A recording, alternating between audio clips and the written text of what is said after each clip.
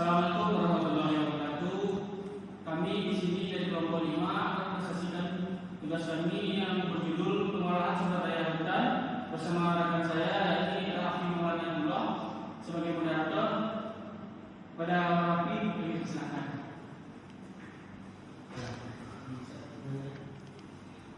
Nah, di sini ada latar belakangnya yaitu urgensi pengolahan hutan. Di sini bisa dilihat luas hutan Indonesia yang kita ambil pada tahun 2002 itu adalah 9,5 juta hektar dan karbon tersimpan di globalnya itu 662 JT dan penduduk bergantung hutan di tahun 2020 itu ada 1,6 miliar. Hutan tropis Indonesia adalah aset strategis dunia, menyimpan karbon, menopang iklim, dan menghidupi pilihan alam. Pengolahan adalah keharusan nasional.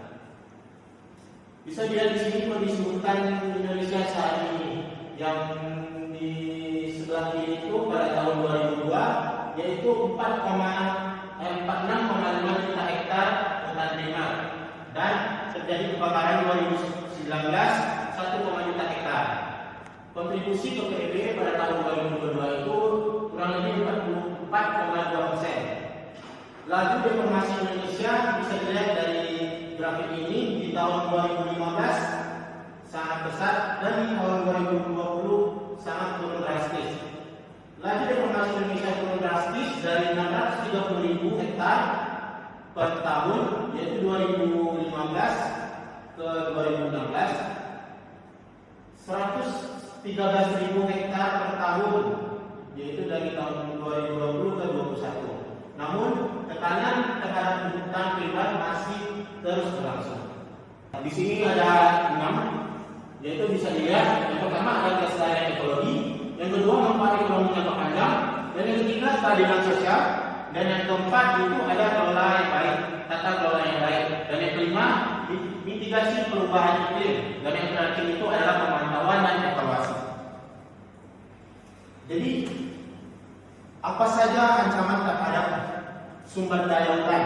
Bisa dilihat di sini ada 4 ancamannya untuk sumber daya hutan. Yang pertama itulah kebakaran hutan, dan yang kedua itu pembakaran liar, dan yang ketiga konversi lahan, dan yang terakhir itu adalah perubahan iklim.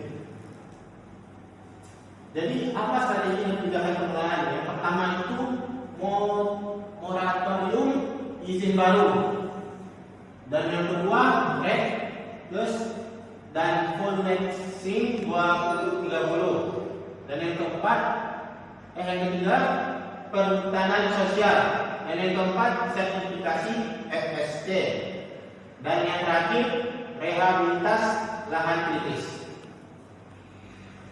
Baik, yang lanjutkan selanjutnya pengelolaan berbasis masyarakat atau PHBM. Terdapat 5 pelaksananya, yakni pertama regulasi, yang kedua kelembagaan, yang ketiga pemantauan, yang keempat penegakan hukum, yang terakhir kerjasama internasional.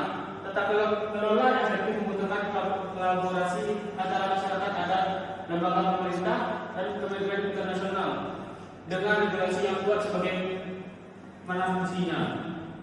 Selanjutnya, nilai ekosistem hutan dan agroforestry.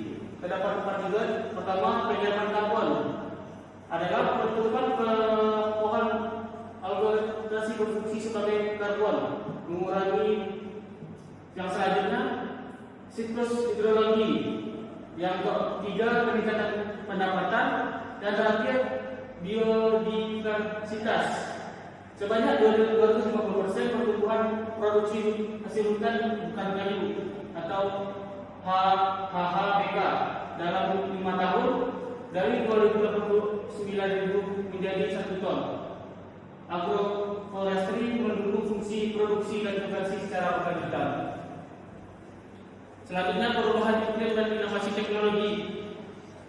Pertama, pemantauan satelit landsat atau MODIS untuk mendeteksi deformasi real time melalui sistem Simontana. Yang selanjutnya, Forest Health Monitoring atau FHM menilai kondisi hutan lindung secara berkala Yang selanjutnya low impact harvesting yang diterapkan pada konsensi di Kalimantan Timur. Dan yang terakhir big data dan kecerdasan hutan, bagaimana memprediksi risiko kebakaran dan degradasi hutan. Baik, untuk kesimpulan dan rekomendasi. Pertama, Indonesia memiliki 95,5 juta hektar hutan, namun deforestasi bersih 175,400 hektar pada tahun 2024. Yang kedua, pendekatan multidimensi teknologi, ekonomi, sosial, kelembagaan adalah kunci keberhasilan pengelolaan hutan. Yang ketiga, PHBN dan perhutanan sosial efektif meningkatkan kesejahteraan masyarakat sekaligus menjaga kelestarian. Yang keempat, agroforestry kontribusi mitigasi perubahan iklim melalui penyerapan karbon. Yang terakhir, fondasi hutan kuat, pencegahan konsisten dan prestasi semua pemangku kepentingan sangat diperlukan. Selanjutnya, rekomendasi. Membuat kerangka hutan dan penegakan peraturan hukum dengan sanksi yang tegas. Yang kedua, tingkat alokasi anggaran, realitas hukum dan kawasan transformasi hutan. Yang ketiga, perlu perluasan hutan sosial dengan hak yang jelas bagi masyarakat yang ada. Yang keempat, integrasi kearifan lokal dalam setiap program pengelolaan sumber formal. Yang kelima, dorongan kolaborasi multi pihak untuk mencapai target Pulau Net Sling 2030. Yang terakhir, tingkatkan investasi teknologi pemantauan hutan berbasis satelit dan AI. Sekian yang dapat kami sampaikan. Lebih dan kurang, mohon